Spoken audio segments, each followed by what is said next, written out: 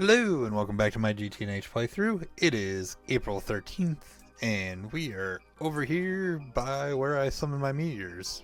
Kinda near the culmination of my weekend's little side quest into magic. Specifically Botania and then a little bit of blood magic here at the end. This meteor is a little different. I don't know if I'm able to use a matter manipulator on it. I'm almost tempted to waste the next one just to see, to speed up doing this process if I want to do it again.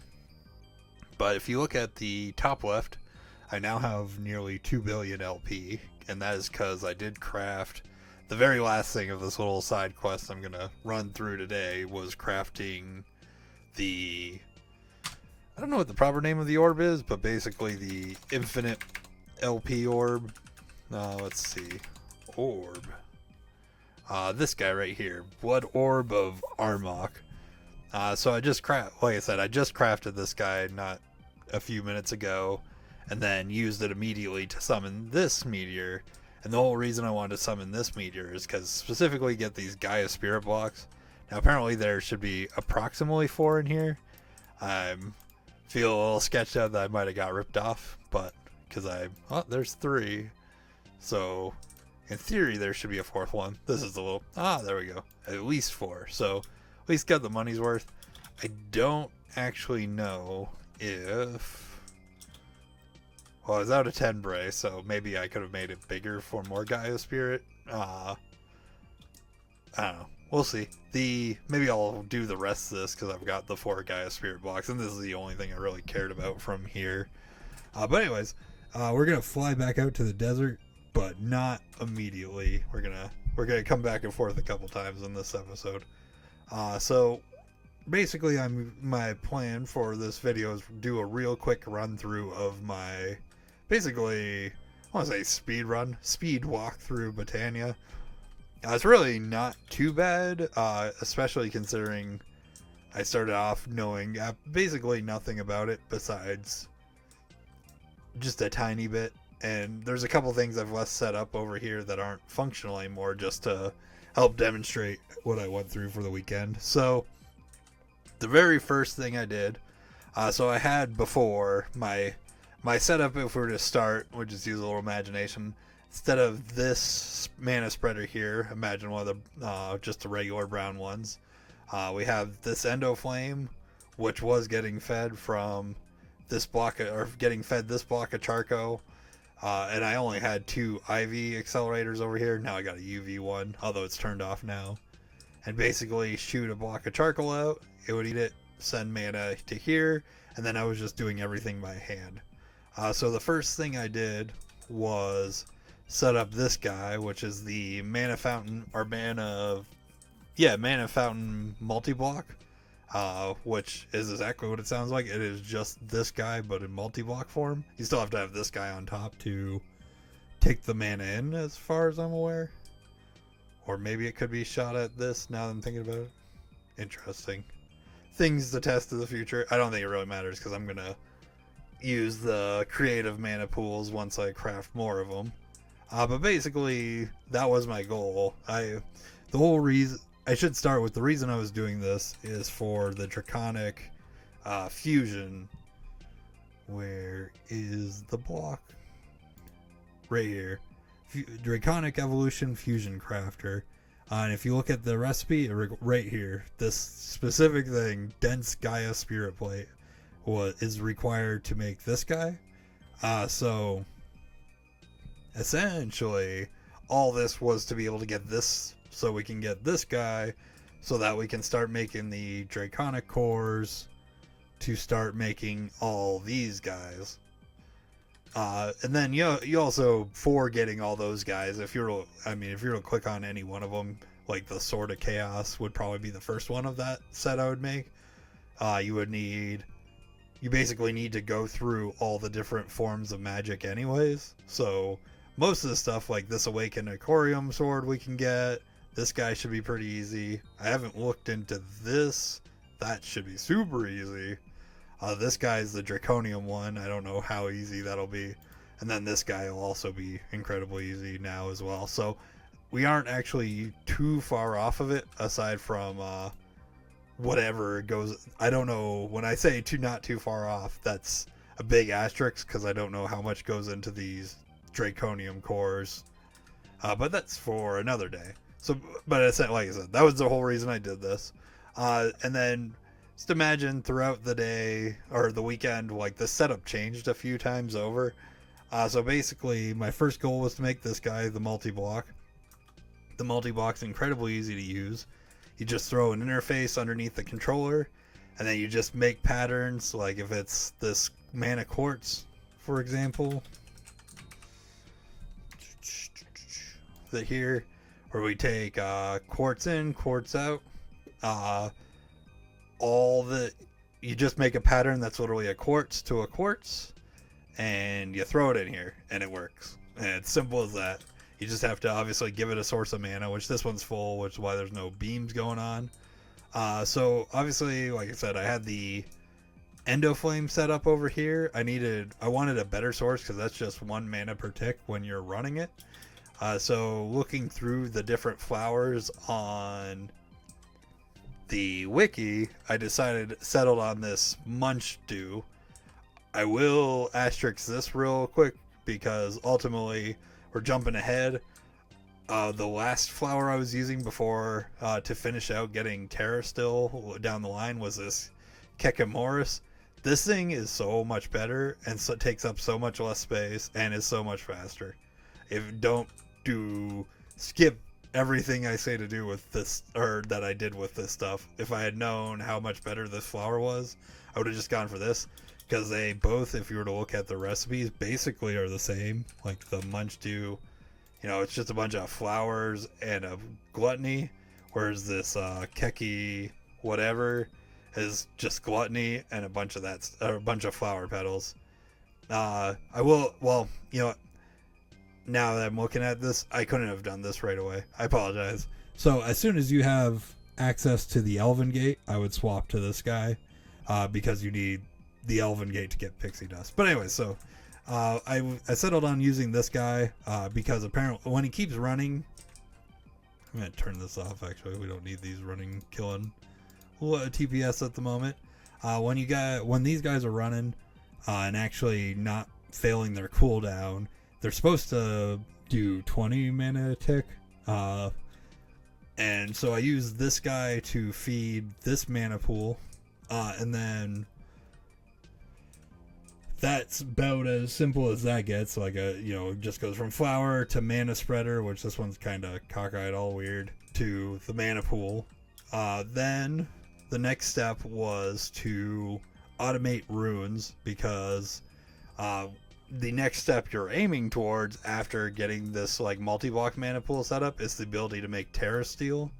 And Terra Steel, if we were to go to it, we make off of, we basically you have to set up this terrestrial agglomeration plate, which is this guy, which is this little multi-block here. So basically this plate on top of the 9 blocks, which I originally set up over here. As you can see, the plate's gone. But to make that plate, we wanted to automate the runes, because if you look at the recipe, there's all sorts of runes going on here. So I'm debating which direction I want to go first, kind of all over the place. So I did go with, I wanted to automate these runes. I felt like if I didn't just do it immediately, I was going to regret it and waste a bunch of time. Unfortunately, I had no idea how to automate runes. So I did just use a video from Duct. I believe he's gotten the Stargate a few times. I don't know how many, but his video is great. And also reminded me of some vanilla redstone mechanics that I had long since forgotten about. Let's see. If we hop down here. So to make the runes, you gotta use a runic altar. And I will spare you too much of the details of this, but essentially, I highly recommend the Duct video. It's very short. It does not take very long to set this guy up. I will say the first time I set it up, I don't know what I did wrong, but I did something wrong, and it wasn't working for me. but I tore it down, tried another video from like not GTNH that used like a pattern provider and all this stuff, which we don't have that in GTNH, but I like substituted out the pieces, and I kept having in both my original setup for this and that setup, I was having the same issue where instead of this guy picking up here, which means it wasn't getting a redstone signal, it would just like re-put the runes of craft on the altar. But I don't know. I went back to this setup and just set it up again, and it started working. As you can see, I have another mensch do over here. Same thing. This little leaf setup. I guess I didn't show it before, but it's really just we got leaves coming in and leaf speed exported to all these different things. And this is just a little sub network that only has the leaves on it and the tree arborist multi-block, whatever it is, that tree growth simulator on it, so I wasn't worried about wasting channels like this. But yeah, this guy feeds I believe it feeds this mana spreader, that feeds this mana pool feeds this mana spreader, which then comes in here. I just did that so it had the buffer. And then this works great, and the whole reason is built way out here is because the whole mechanic for crafting this, and this is just to keep me from getting annoyed, relies on dropping items. And if you have your magnet on nearby, you'll just screw up the craft, and it's just annoying. Just the same thing for Terra Steel. So by far the slowest bottleneck for Botania is this Terra Steel stuff. It is ungodly slow, but this setup is very simple. This one I just did on my own. The nice thing sometimes when you follow a tutorial, and I highly recommend it, is, you know, if you once you like see some different mechanics in there you're not used to, like say for example bending redstone around a corner, you just put a block there. I forgot about that. That's how it works in vanilla Minecraft. Or I didn't know about this open crate, for example. If you apply a redstone signal to it, it won't drop. You know, this one, I will say big shout out to the Discord, because the one thing I couldn't figure out for this was how to craft more than one Terra Steel at a time, because you cannot drop more than one item's worth on the plate at a time or else it'll screw up. And I had a setup similar to this over here, where I try to, as soon as the items pop down, I had a comparator here to send a redstone signal back up to here so that it stopped dropping items. That did not work, unfortunately. But there's actually an incredibly simple solution, and that comes in the AE2 locking card. So basically, you don't even, like you can see, I don't even have this guy in blocking mode. You just throw a locking card in here, and what the locking card does is allows you to set it so it'll only push one recipe's worth of ingredient at a time, and not push the second one if, say, you're crafting like 10 of them. Number 2 won't go in until crafting result is returned. So basically it then becomes a real simple, there's a pattern in an interface, kicks the items into here, the hopper pulls them down in the open crate, which just drops them like into the world. This guy crafts them into Terra Steel. This vacuum chest has just a basic item filter on it to only pick up Terra Steel, picks it up, kicks it back into the same interface the pattern's in, which is important because I tried just kicking it into the network, for example, and that doesn't work. Just like playing around to see how it works, and yeah, simple as that. Now, the reason I wanted the Terra Steel was to make the Elven Gateway, and then just to show the final setup so I don't fly back out to the desert again to do this. The whole reason I wanted the Elven Gateway, obviously, is to keep the progression going because that's one of the steps, but ultimately I was aiming for this everlasting guilty pool, because this removes the need for all the flowers, because this just has infinite mana. In this case, this thing's powered by 2 sparks, and I did drop my infinite mana pool on here for Terra Steel, because now the bottleneck basically came in. I was waiting for the pool to refill, because obviously items can only stay in the world so long before they despawn. And then if it despawns before completing the craft, this will just remain stuck until you can manually unstick it. So you really want a good mana source. So creative pool goes here first. The second one will probably go on to the mana fountain number 3 and 4, depending. Will then the rest will basically go to all the multi-blocks, and then one will come out here as well. So we'll be golden here soon. But there's a lot of random items that go into this guy, so I just need to. This was like the big goal for the day, and then once I had this, I hopped over to blood magic. But anyways, so this is the final setup for my Terra Steel stuff.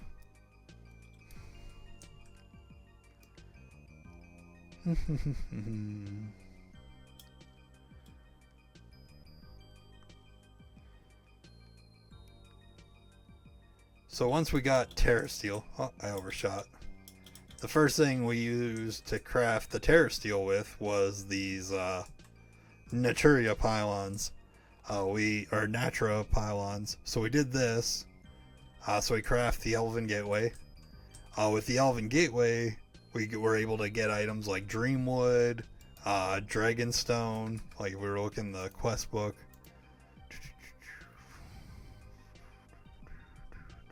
Flower power.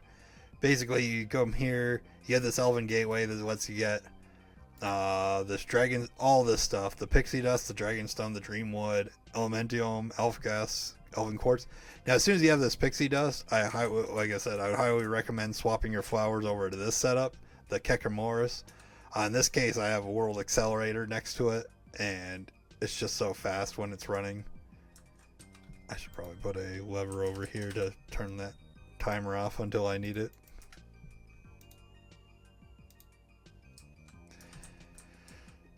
The Elven Gateway right now is shut down because I was diverting mana to finish out crafting my 9 Terra Steel that I needed for the creative mana pool.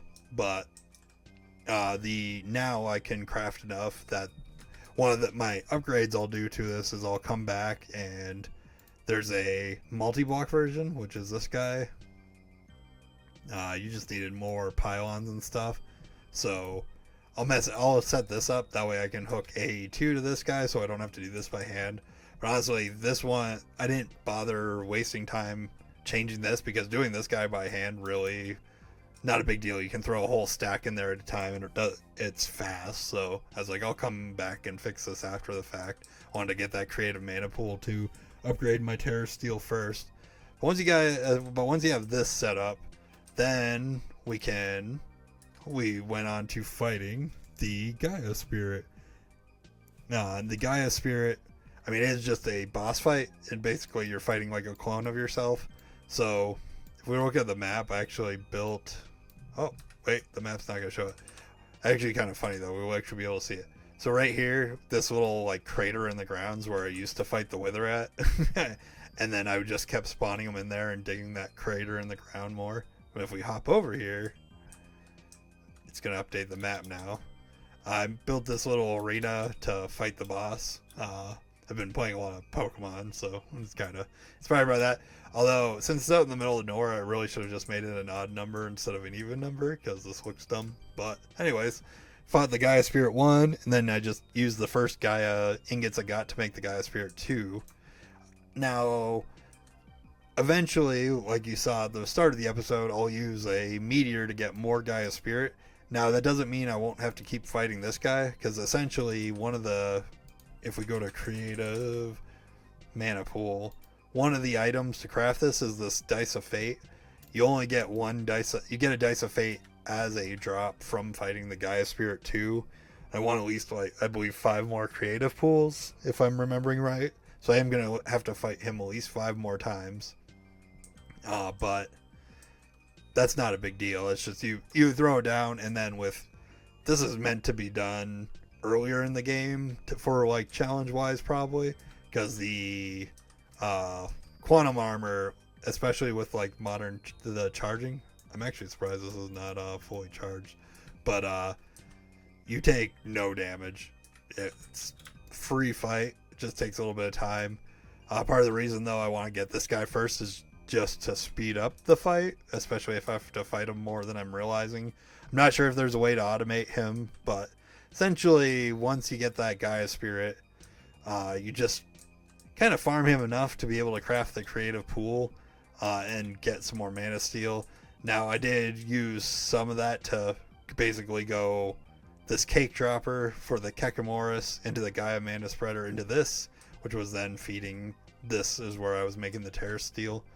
And then once I got all that done, I swapped over to Blood Magic, which was pretty straightforward. I didn't have to like upgrade the system at all. The only changes I had to make, and this is for both Blood Magic and, or actually really it's more for the Botania recipes. There are some of these Botania recipes, like this guy right here, where you need 25 separate items to get to be able to craft it. So before everything was in a straight line, I did have to add 12 more pedestals to be able to craft that. But yeah, and aside from that, the actually crafting that blood orb was pretty straightforward. I didn't end up having a hookup. We've already done the work in the past, so you can see the orb here. I think the only thing is if I get back over here for Blood Magic and I need to do more stuff, because of the way I have this crafting altar going, I am running out of room for importing items. Because you have to, basically the way I designed this is in a previous episode, but basically there's an interface, kicks the pattern in, and then there's just import buses that set with a filter to pull in. I almost wonder, actually no, it won't work, never mind. You need to have these specifically set up so that it's not pulling an uncrafted item back into the system. So anywho, been kind of rambling on a lot. That was where I'm at for the immediate future. I'm not sure what I'm going to work on tomorrow. I know I'm going to be a little busier at work, so I might try to keep it simple. And I think, this is a big I think, and it's kind of, it's bumped me over the past, but I think I should be able to craft this guy, set it up, and then be able to work on the side some of these Draconian items to work on the Infinity set. And then just depends. And then also I haven't messed around with the Dimensional Forge at all, so those are two things. Like I said, I want to upgrade this, but magic is a nice like distraction for a little bit. I want to get back to my technology stuff, so we'll see. I might finish upgrading some of the stuff though now, just so I don't have to refresh myself later as to like what's going on, but because I would like to get the creative mana pools and stuff so I don't have to mess around with any of that again. But anyways, I appreciate you for watching. A little bit of a longer one, but that's basically my speed walk through Botania. So hope you enjoyed it and hope you have a good night. Goodbye.